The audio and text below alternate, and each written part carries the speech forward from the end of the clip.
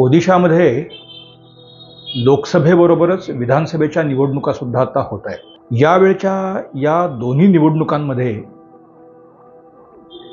ओडिशातला जो सत्तारूढ बिजू जनता दल हा पक्ष आहे, तर या पक्षाला पराभूत करून भारतीय जनता पक्ष ओडिशात सरकार स्थापन करेल अशी एक चर्चा सुरू झालेली आहे।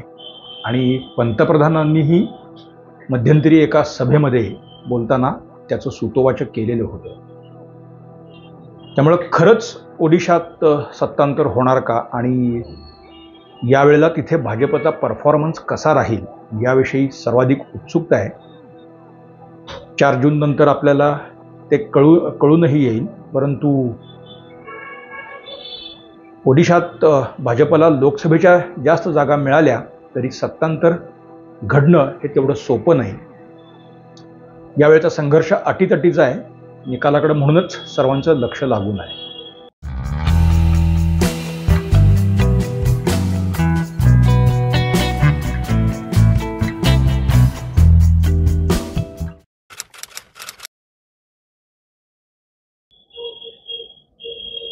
नमस्कार,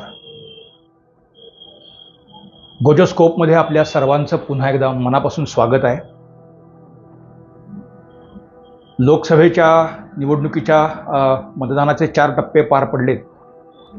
ओडिशामध्ये यावेळेला लोकसभेबरोबरच विधानसभेचीही निवडणूक होती आहे।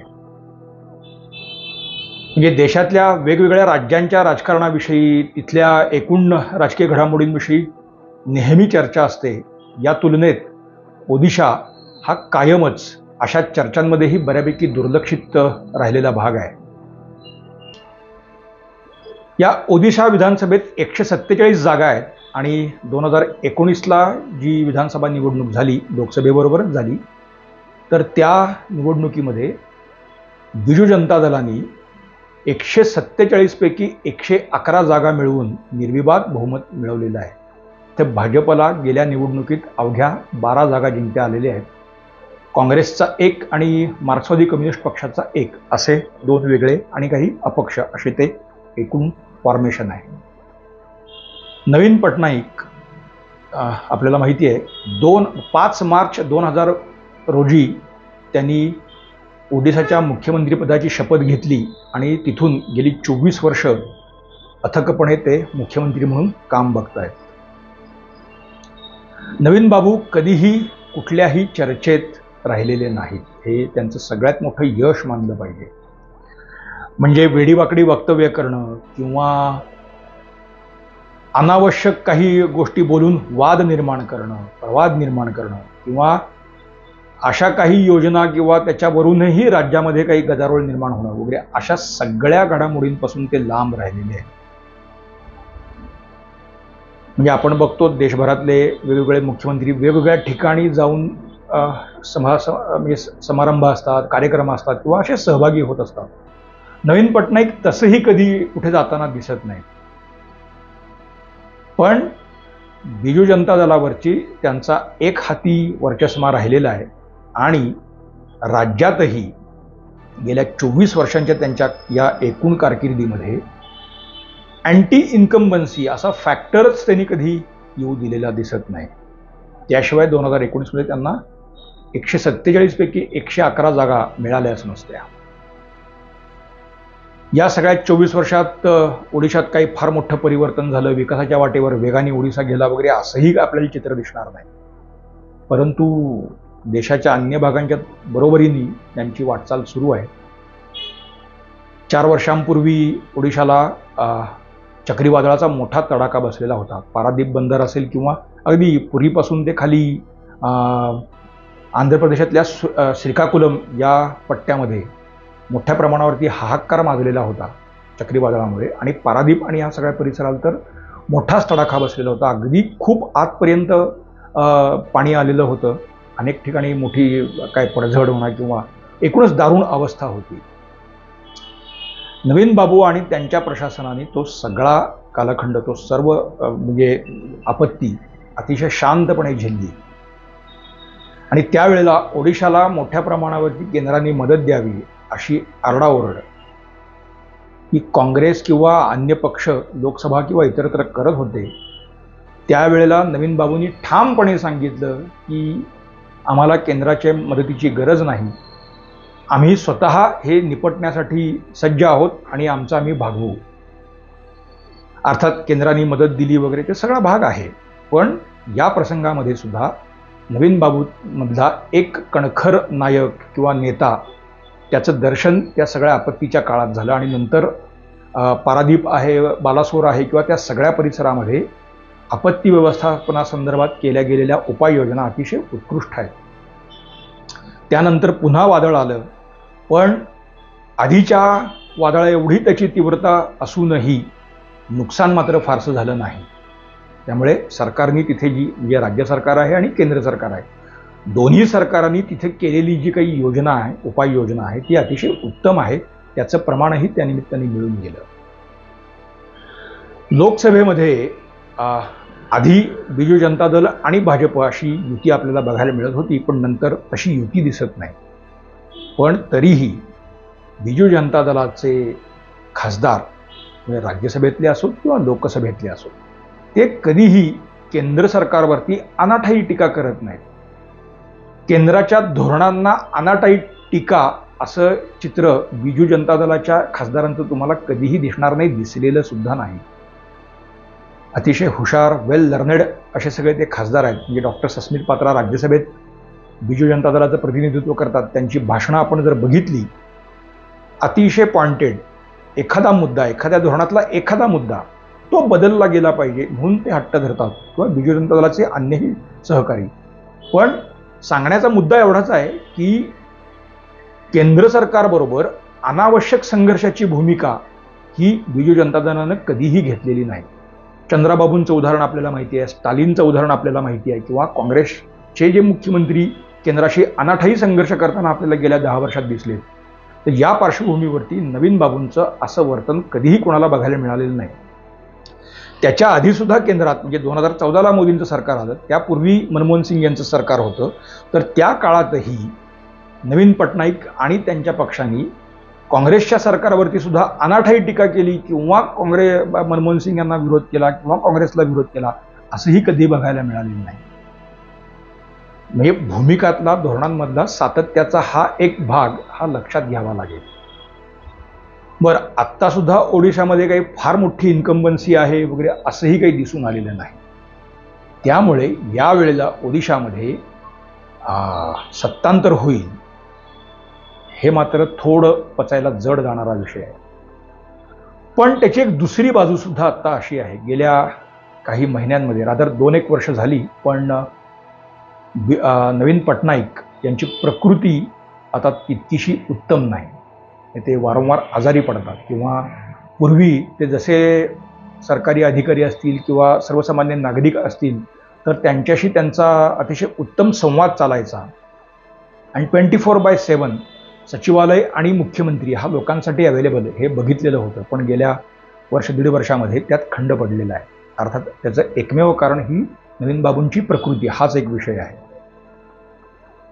दुसरं झालंय असं की या सगळ्या टप्प्यामध्ये म्हणजे जसं जसं त्यांची प्रकृती थोडी खालावती आहे किंवा काही त्यांना त्रास होतो आहे, तर त्यांचे म्हणजे ओडिशाचे जे चीफ सेक्रेटरी होते, ओडिशा सरकारचे मुख्य सचिव पांडियन, ते नवीन बाबूंचे अत्यंत काय म्हणजे ज्याला आपण म्हणू अतिशय निकटचे विश्वासातले सहकारी आहेत. म्हणजे बिजू जनता दलाचे खासदार, आमदार किंवा नेते जेवढे त्यांना जवळ नाहीत एवढे हे पांडियन जवळ आहेत.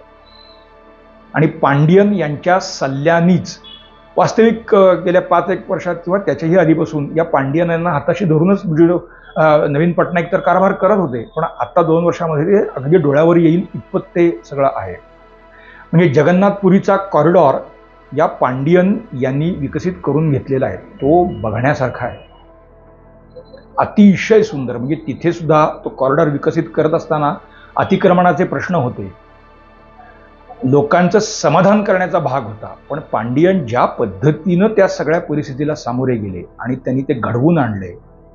आपण बघा, म्हणजे राम मंदिराचं आंदोलन हा वेगळा विषय होता, तिथे राम मंदिर उभारणं ते सगळं वेगळंच होतं, म्हणजे त्याची इथे तुलना होऊ शकत नाही. पण इतरत्रही आपण जेव्हा विकास कामं म्हणतो त्यावेळेला पुनर्वसनाचे प्रश्न असतात किंवा त्याच्यावरून होणारी आंदोलनं असतात, त्यातला राजकीय भाग असतो, लोकांच्या सोयीचा भाग असतो, सगळ्या अनेक गोष्टी त्यात असतात.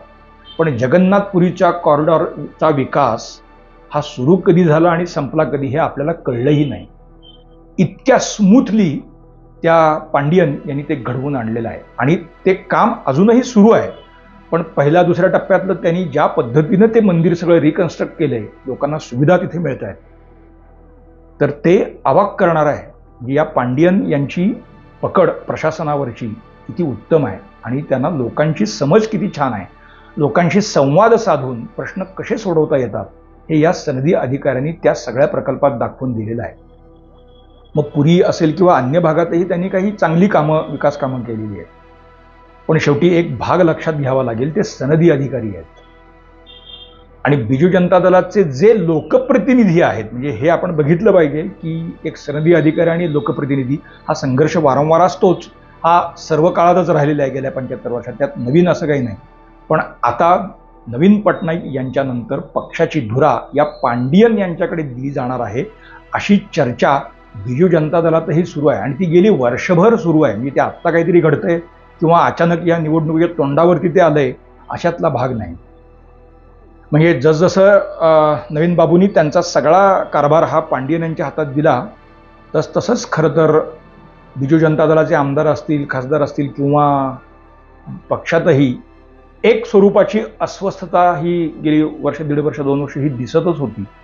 त्यामुळेच नवीन बाबूंचा एक निकटचा सहकारी जय पांडा या अस्वस्थतेतूनच तो बाहेर पडला आणि आता भाजपचा नेता म्हणून ते दिल्लीत काम बघतायत. त्यांचंही एक वैशिष्ट्य लक्षात घेतलं पाहिजे. म्हणजे बिजू जनता दलातून ते बाहेर कधी पडले आणि भाजपमध्ये कधी आले हे कळलंही नाही. आजही ते भाजपचं जरी काम करत असले, भाजपचे नेता असले, तरी ते बिजू जनता दल किंवा नवीन बाबूंवरती टीका करताना दिसत नाही. म्हणजे एक नैतिकता, शिस्त, पक्ष म्हणजे शिस्त कशी पाळायची याचं अतिशय उत्तम उदाहरण गेल्या काही वर्षांमध्ये बिजू जनता दलानंही दाखवून दिलेलं आहे. पण या अस्वस्थतेमुळे बिजू जनता दलातली अस्वस्थता आता अधिक वाढती आहे. म्हणजे हे पांडियन मूळचे तमिळनाडूचे, मग आता बिजू जनता दलाचे कारभार अशा बाहेरच्या माणसाच्या हातात द्यायचा का, हा प्रश्न त्यातला खरं तर एक कंगोरा पुढेही आलेला आहे. वास्तविक या पांडियन यांना चांगलं ओडिया बोलता येतं. म्हणजे सनदी अधिकारी म्हणून त्यांचा सगळा कालखंड हा ओडिसातच गेलेला आहे. त्यामुळे त्या नोकरीची पहिली एक हे असते की तुम्हाला स्थानिक भाषा आली पाहिजे. म्हणजे IAS IPS वगैरे झालेल्या सगळ्या अधिकाऱ्यांना अशा स्थानिक भाषा शिकाव्या लागतात. तसेच ते शिकले, पण ते ओडिया भाषक नाहीत असाही एक मुद्दा यातून पुढे आलेला आहे. वास्तविक त्यांची बायकोही ओडिशातलीच आहे, भुवनेश्वरचीच आहे आणि आता ते तिथे स्थायिकही झालेले आहेत. असं असूनही बाहेरचा आणि मूळचा किंवा भूमिपुत्र असा एक संघर्षाचा पदर या गेल्या 2 वर्षामध्ये बिजू जनता दलात तयार झालेला असल्यामुळे ती अस्वस्थता ही अधिक वाढती आहे. मग अशा परभाषिक नेत्याला आपला पक्ष का सोपवायचा आणि त्याच्यातून काही वादंग हे सुरू झालेले आहेत. आणि त्यामुळे गेल्या काही काळामध्ये बिजू जनता दलाच्या आमदारांचा जो काही एकूण सगळा इथले म्हणजे सरकार म्हणून आणि पक्ष म्हणून जो काही आहे, तर त्याच्यात काही मिस असं एक सगळं कॅल्क्युलेशन दिसतंय आणि त्याच्यामुळे त्याचं काही एक पर्कोलेशन हे या निवडणुकीत दिसेल असं मानलं जातं. दुसरा भाग आहे तो अर्थात भाजपचं केंद्रीय नेतृत्व, संबित पात्रा असतील किंवा अन्य तिथले नेते असतील. जय पांडा पण भाजपमध्ये आलेले असल्यामुळे अशी एक चांगली फळी भाजपच्याकडे आता ओडिशात हाताशी आहे.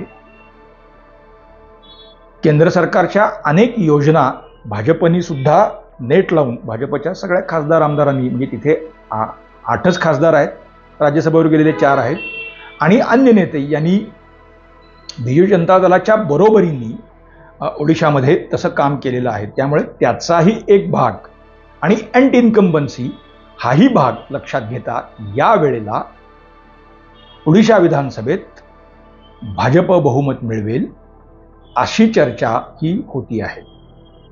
त्याचबरोबरीने लोकसभेला, म्हणजे लोकसभेत 21 जागा आहेत ओडिशातून, त्यापैकी 19च्या निवडणुकीमध्ये बिजू जनता दलाला 12 जागा मिळाल्या होत्या आणि भाजपला 8 जागा होत्या मिळालेल्या. एका जागी काँग्रेस विजयी झालेलं होतं. म्हणजे कोण्या एकेकाळी काँग्रेसचा बॅस्टियन किंवा काय याला गड म्हणतात असा हा ओडिशा गेल्या काही वर्षामध्ये तिथून काँग्रेस उखडून गेलेली आहे. एक खासदार आणि विधानसभेत एक आमदार एवढंच त्याचं बलाबल राहिलेलं आहे. म्हणजे एका लोकसभा मतदारसंघामध्ये साधारण 6 विधानसभा मतदारसंघ येतात, काही ठिकाणी ते 8ही असतात. पण अशा 6 विधानसभा मतदारसंघांमध्ये सुद्धा काँग्रेसला ओडिशात विजय मिळवता आला नाही. आणि तेच काहीसं प्रमाण भाजपबाबतही आहे, तेही सांगितलेच पाहिजे. कारण 8 जागी 8 खासदार जिथून निवडून आले तर त्या भाजपला तिथे किमान 20 ते 25 जागा तरी मिळायला हरकत नव्हत्या. म्हणजे 8×48 असा हिशोब केला आणि त्याच्या निम्म धरलं तरी तेवढंही यश भाजपला गेल्या विधानसभा निवडणुकीत मिळवता आलं नव्हतं. अवघ्या 11 जागा होत्या. त्यामुळे बहुमतासाठी भाजपला फार मोठी छलांग मारावी लागणार आहे. पण गेल्या 2.5 वर्षामध्ये 2 वर्षामध्ये इथलं डायनॅमिक्स पूर्ण बदलून गेले असं चर्चा वारंवार होते. मग अँटी इन्कम्बन्सी हा जसा एक फॅक्टर आहे तसा पांडियन हाही एक फॅक्टर आहे. इथे एक सहज गंमत म्हणून सांगायला हरकत नाही. खरं ते बाहेरचा आणि आतला ह्या वादाला तसा काही अर्थ नसतो. याबाबत तमिळनाडूचंच उदाहरण आपण थोडं बघूयात. तमिळनाडूतले मोठे 3 नेते आपल्याला माहिती आहेत. एक म्हणजे MGR, दुसरे करुणानिधी आणि तिसरा अम्मा जयललिता. जयललिता या मूळच्या कन्नड आणि ब्राह्मण होत्या. करुणानिधी हे तेलुगू भाषक होते आणि MGR हे मल्याळ भाषक होते. पण तिघांची कर्मभूमी आधीचा मद्रास नंतर चेन्नई आणि तमिळनाडू हीच राहिली. आणि तिघही इथे मुख्यमंत्री झालेले होते. त्यांनी त्यांचे पक्ष तिथं स्थिरावले. स्वबळावर त्यांनी सत्ता मिळवली आणि राज्याच्या आणि देशाच्या राजकारणात त्यांची अमीट छाप त्यांनी निर्माण केलेली आहे, हे आपण नाकारूच शकत नाही. त्यामुळे ते स्थानिक आहेत की बाहेरचे आहेत याला तसाही काही फारसा अर्थ असतोच असं नाही. आणि हे या 3 नेत्यांनी तमिळनाडूसारख्या एका जटिल राज्यात सिद्ध करून दाखवलेलं आहे. त्यामुळे मग अशा स्वरूपाचा वाद आता जर ओडिशामध्ये होणार असेल तर ते दुर्दैव आणि गंभीरही आहे. ओडिशातल्या निवडणुकीचं आता हे संपलेलं आहे. विधानसभेची निवडणूक आता पुढच्या टप्प्यात होईल आणि एकूण तिथली निवडणूक प्रक्रिया संपेल. 4 जूनला लोकसभेचे आणि त्यापाठोपाठ विधानसभेचे निकाल लागणार आहेत. भाजपनी एका परीने तिथे सत्तांतराची तयारी झालेलीच आहे असं सांगायला सुरुवात केली आहे. बघूया खरंच तिथं सत्तांतर होतंय का. तसं जर सत्तांतर झालं तर तो एक वेगळाच विषय असेल. तो आपण पुढच्या भागामध्ये बघूया. तुर्तास तरी ओडिशात काय होतंय हे बघणं खूप रंजक ठरेल.